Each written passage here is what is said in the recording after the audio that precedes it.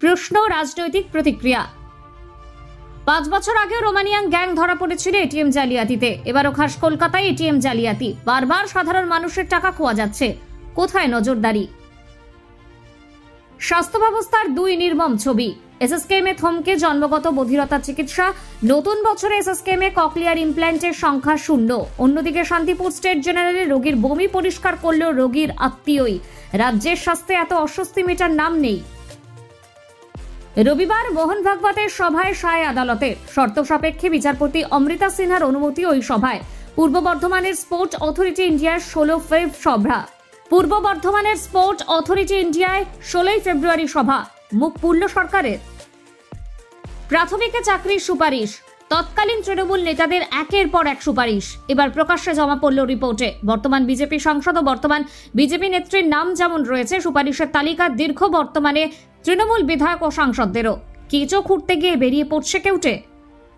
অনেক বড় বড় নেতা এখন উঠেছে, তারা বড় বড় ভাষণ দিচ্ছে, বলছে নানুরে এই করেছি ওই করেছি। তাদের বলবো একটু খতিয়ান সাবমিট করতে। আবার কোন নেতা মন্ত্রী নতুন উঠছে, তারা দলীয় কার্যালয় থেকে বসে বড় বড় ভাষণ দিচ্ছে। কাজল শেখের ইঙ্গিতে স্পষ্ট টার্গেট অনুব্রত। রিষড়া পুরসভা চেয়ারম্যানের স্ত্রীর ফেসবুক পোস্ট। চেয়ারম্যান পাটনায় গিয়েছে বান্ধবীকে নিয়ে ভ্যালেন্টাইন্স ডে পালন করতে। এরপর স্ত্রী অভিযোগ করেছেন তার স্বামী যোগ্যহীনদের চাকরি দিয়েছে শিক্ষা দফতরে। একদিকে জালিয়াতি, অন্যদিকে পরকীয়া। শাসক দলের শীর্ষ পদাধিকারীর বিরুদ্ধে অভিযোগ, খোদ স্ত্রীর। দল কি ব্যবস্থা নেবে? এবার তো শাসক নেতার ঘরেই অশান্তি। দিকে দিকে গোষ্ঠী কোন্দলের নতুন ছবি। ঘাটালে ব্রিটিশ আমল থেকে নির্মীয়মান কুঠিবাজারে বেআইনি নির্মাণে বাধা দিতে গিয়ে আক্রান্ত প্রাক্তন চেয়ারম্যান তথা বর্তমান তৃণমূল কাউন্সিলর। থানায় লিখিত অভিযোগ দায়ের। নন্দীগ্রামের জমি আন্দোলনের সময় খুন ও অপহরণের অভিযোগে অভিযুক্তদের বিরুদ্ধে মামলা তোলার রাজ্যের যুক্তি খারিজ আদালতে। শেখ সুফিয়ান, আবু তাহের সহ প্রায় 70 অভিযুক্তের বিরুদ্ধে মামলা প্রত্যাহার করতে চেয়েছিল রাজ্য। কি লুকোতে চাইছে বর্তমান শাসক দল? বিরোধীদের জন্য। শাসক হলেই সব মাফ, তৃণমূলের জন্য।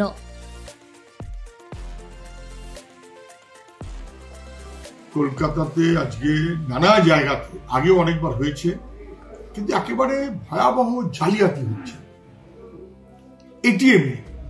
এটিএম ভেঙে টাকা নিয়ে যাচ্ছে, নানান রকম কলাকৌশল করে টাকা বার করে নিয়ে চলে যাচ্ছে।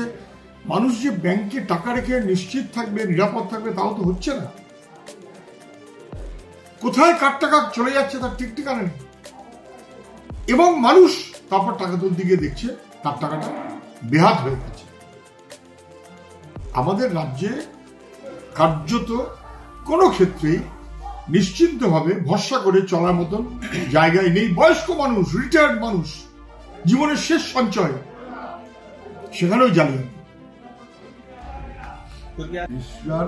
কোন এক চেয়ারম্যান তার স্ত্রী ফেসবুকে কি পোস্ট করেছেন, তার স্বামী, আসলে তো স্বামী মানে শুধু স্বামী না, তিনি তো মিউনিসিপ্যালিটি চেয়ারম্যান।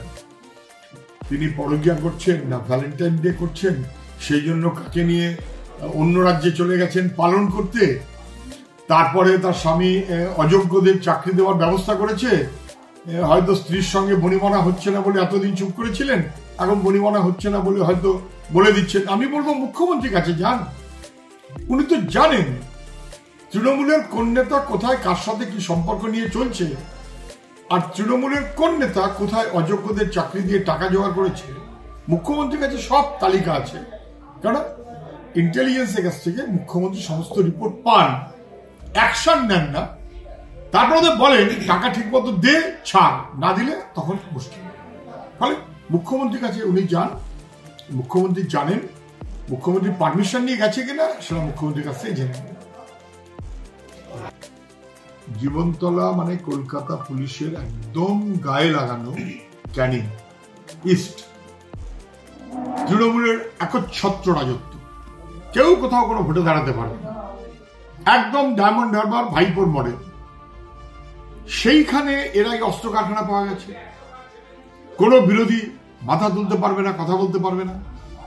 আজকে উদ্ধার হয়েছে গুলি বন্দুক, এবং তারপর দেখা যাচ্ছে সেগুলো সব লালবাজারের পাশে, সেখান থেকেই ব্যবসা চলছে।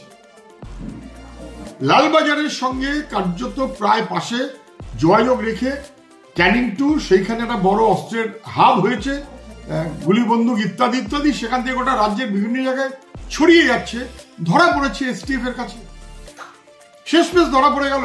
এটাও ভালো করে খোঁজ করে দেখুন, এই ধরা পড়লো এসটিএফ এর কাছে এই কারণে যে দুপক্ষেই বিবদমান তৃণমূল, তাহলে ধরাও পড়তো।